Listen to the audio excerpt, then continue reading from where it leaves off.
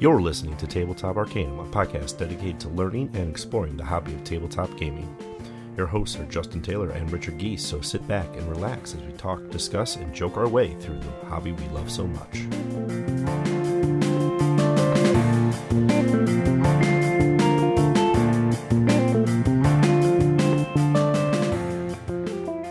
Grab your cash and escape the city before the police close in. The bank job was a success. Hey, you told them it all would work, and now you and the rest of the crew are lying low for the heat cools down. Most of the cash is hidden away for safekeeping, and the rest has been laundered through various businesses around town. Everything's going according to plan until the cops get an anonymous tip. Accusations are made, fingers are pointed, and in the heat of the argument you decide to go your separate ways. Before you know it, SWAT teams are shutting down all routes out of the city. Soon there won't be any way out. But that has never stopped you before. If you really want to escape, you'll need a plan, a good one. One that will allow you to get back your fair share of the money, and maybe a little bit more. You have to call some people you can trust. There aren't many of them left. Stir up some small-time gangs, cause a ruckus to keep the police occupied. The cops that don't fall for it might still forget about you, but not for free. Disguises may help, but they won't fool everyone. Will you escape the city with the most money, or will the police place the city in lockdown before you can escape? Welcome to Tabletop Arcanum. This is Justin, and today I bring you a review of Escape Plan by Eagle Griffin Games, designed by Vital Lacerda, and art by Ian O'Toole. This is a 1 to 5 player game, plays 1 to 2 hours. MSRP is $120 for this, what was a Kickstarter game and now is available in retail, and is kind of a big old box full of high quality gaming. Let's dive into our first impressions and talk about Escape Plan here. So first impression after you get past the sticker shock is that this is actually a very large game with very high quality components. The cardboard is big, thick, chunky 3mm or thicker cardboard. The player boards are double lined, so you have indented slots for them. You have silkscreen meeples. You have meeples that actually are more than just your standard meeple shape. They're actually shaped like the player's running. You have some that are shaped like biker gangs. All in all, you have a lot of high quality pieces and components throughout this thing, and that adds to that value that you are perceiving in it. The box itself comes with its own relatively decent storage container. There's spots for everything. It comes with baggies for everything. So once you have it all punched and sorted, you can actually create player bags. You can create a money bag. You can create all your things to make your setup and takedowns a little bit faster. The box itself is a extra thick cardboard, so this thing's going to hold up for years. As well as it even has side vents, so you don't even get that box fart. All little things adding up to this grand $120 package. Now, this is still a $120 game, so first impressions aside, and even setting aside the reputation of Lacerda himself, what does this game do well? Vital Lacerda is known for his heavy-style Euro games that usually have a strong enough theme to carry around with it, and Escape Plan is no different in this. It has this wonderful heist feel, and kind of the end of a heist movie where everything is going sideways, the entire crew's split up, you're running around trying to grab money, and there's more things you want to do than time and turns to do it. You also have to kind of react to the game as well, which is another big plus feature for it, is the city slowly unfolds over 3 days, and you have sub-turns within it. Minimum 3, maximum 5 if you get extra actions. So you have like this small range of things you can do, but in day 1, you only have a handful of tiles available to you to explore, and you have to wait to day 2 for more to unlock, and day 3 to finally unlock the rest of the city. But day 3 is when all but one exit have been closed, so you have to make your escape on there. That being said, what Escape Plan does well is it keeps that heist theme throughout most of the game and gives you this high quality feel for not only the components, but the rule set. And you have like this nice, deep, you're always got choices ahead of you, but what's the optimal choice? What's the choice that's going to make or break your game? Because remember, without an escape plan, you don't win. And that's one of the big things is you have to make sure you have enough money stashed aside more than other players. You also have to make sure you visited the right locations, maybe getting a couple of keys, maybe getting some extra money out of storage lockers that were hidden in convenience stores. At the end of day 3, whoever gets out first doesn't have to bribe the cops, and each subsequent player has to bribe the cops to get out of the city. That's liquid cash on hand. You don't have that cash on hand, you don't get out and you lose. And it's very hard to make that. So you almost have to prepare for that getaway during the first or second day. Meanwhile, you're still also trying to grab all your money. You've got a ton of moving parts, Of the Lacerda games I've played, this is the rules light-ish of the 3 that I've played. The downside is it is heavier than most games. Most casual midweight gamers may find themselves a little over their heads on it. The good news is this is kind of a heavy midweight game that acts as a gateway game to those heavier, chunkier, longer, thought-provoking games where you're spinning even more plates per turn, trying to figure out how to get everything to work while still trying to win. One other thing that Escape Plan does well is, in the vein of most traditional Euro games, most information is relatively public. The only big thing that is truly secret is everybody has their own personal escape plan and how much money and points each player technically has. Now, the escape plans are just a way of varying how much money each particular player has stashed at the various businesses or safe houses in the city. All of them are equally balanced. They all add up to the same amount. It's just you may have $100,000 in the bar and another player has their $100,000 in the nightclub. The makeup of the cards is a little bit different, but they all balance each other, which is actually really, really nice. You don't have to worry about, well, I got a crummy card. It's more of what card did you get and which businesses are coming into the city first for you.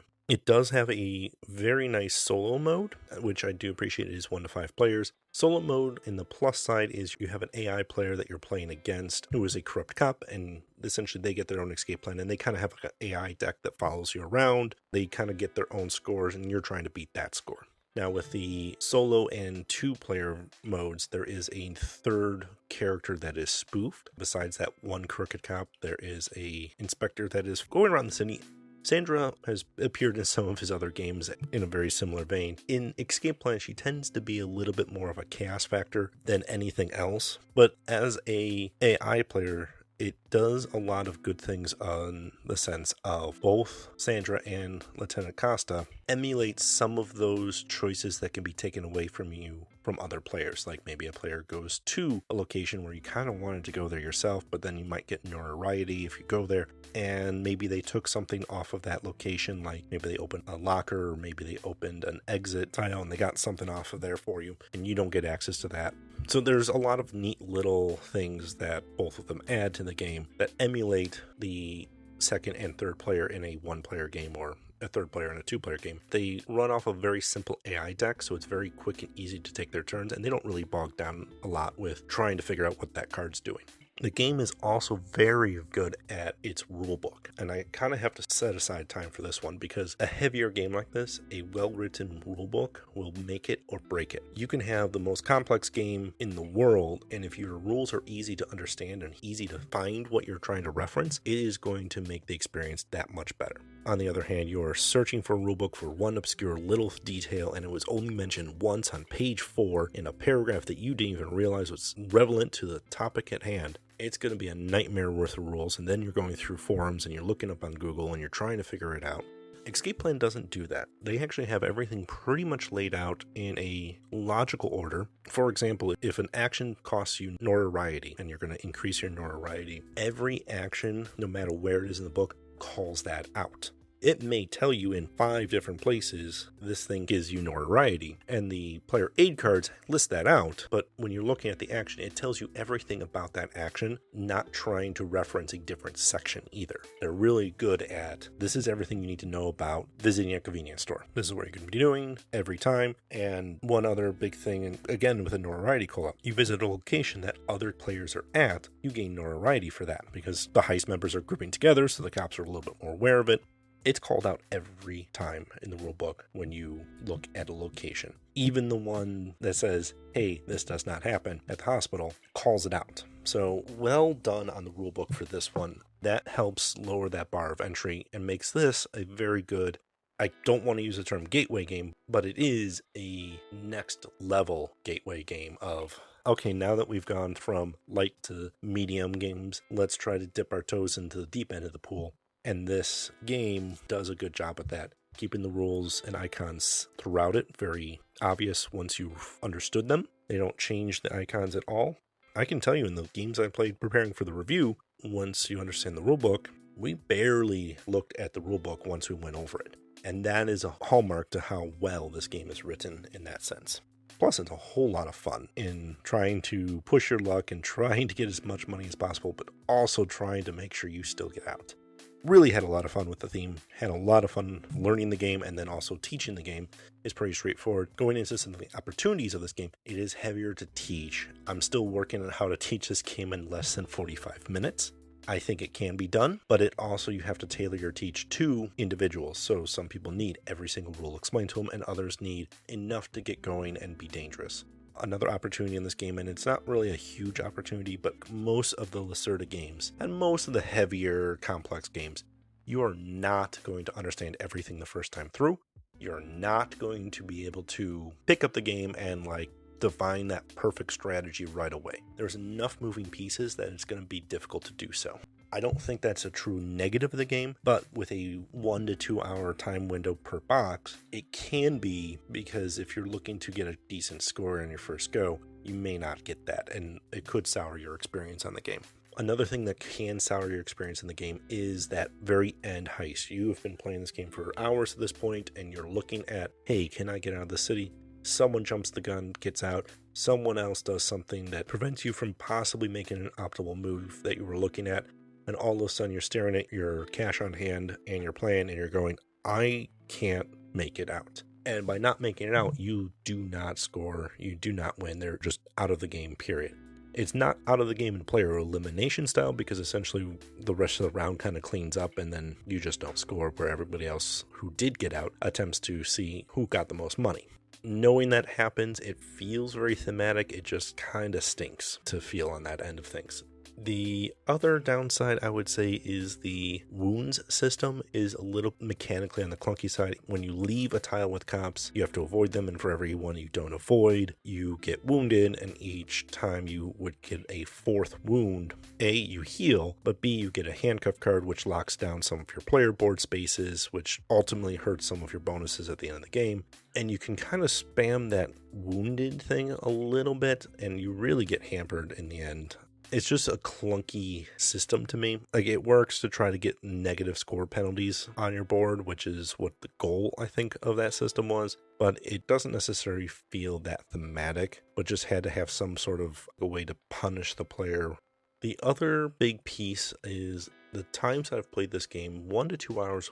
I don't expect that in the first game. And the first time I had to teach this game and run it with a group of players that was running 5 players, I did not expect 1 to 2 hours.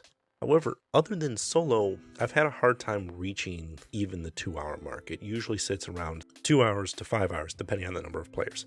And I'm okay with that, but you have to make sure you set that example with your group, and the box does not tell you 1 to 2 players. Yeah, sure. If you're playing solo, maybe, or if you're playing with 2 experienced or 3 experienced players. But once you get to that 4th or 5th player, there's a lot of decision points that can happen.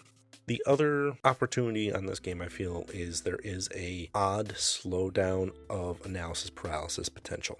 In the first day, when you have your first 3 actions on your first set of tiles in the city, probably not, unless you're just learning to play and then it's just a little bit more of figuring out what things do. Day 2 usually went a little bit smoother, but everything kind of slowed to a crawl on day 3 because everybody's trying to figure out, okay, here's the exit, now how am I going to get there? While you may not take all of your actions in day 3 because that's the day you get to escape, and you may escape on your first action of day 3, it really does slow down the pace of the game at the end. For a game that feels like you're on edge, everything's kind of shutting down and you're closing in and getting more claustrophobic, to have the actual gameplay actions slowed down hurt a little bit. Again, in a 5-player game, because of those slowdowns, the in-between turns exponentially grow. So if everyone's taking 5 to 10 minutes to do their turn, all of a sudden on a 5-player game, it may be 20, 25, 30 minutes to do something. And there's nothing that happens when it's not your turn for you, other than the board state changing and then you having to possibly recalculate what your plan was going to be. So those are a couple opportunities in the game. Overall, I love Escape Plan. I think it's a fantastic themed Euro game in that sense. I feel that there's a lot of value, a lot of replay, a lot of strategy that can go into this game. I feel like it's approachable for a lot of players, and the theme is one of those themes that a lot of people love heist movies. So now we're playing the get out part of the heist. The big question is it worth $120? Depending on who you are. If you are more on the casual side of gamers and you're looking for just some decent entertainment for a game night, probably not. If you are a board game enthusiast, if you are a collector, or if you are someone who likes and enjoys those big, heavy, long games, and games that you're going to sit down and play regularly over and over and over again, even though they may take hours upon each gameplay, then it might be worth it. I personally think 120 is a little heavy, but I don't think it is an unreasonable ask based on the quality of the game and the quality of the design behind the game. If it was closer to $100, I'd be a lot happier. If you can find a Lacerda game on sale, kudos to you, and probably jump on that, because I don't really see these games going on sale. So if you can, snag them up if it's something that's interesting you at that point. But keep in mind, it is a big investment. So, overall, Escape Plan is a lot of fun. I do recommend it for people who are looking for a heavier game that have been playing games for a while. I would not recommend it for people who are just getting into the hobby or are sitting down and trying to find a family game that multiple age ranges can play. That wraps up the Tabletop Arcanum's review of Escape Plan. This has been Justin, and I thank you for listening. You can find us on social medias on the Facebook, Instagram, and Twitter. You can also find us on YouTube. Make sure you hit those subscribe, like, notifications, bells, whatever it is on that platform to make sure you get notified when we have new episodes up. Until next time, happy gaming and good luck escaping the city.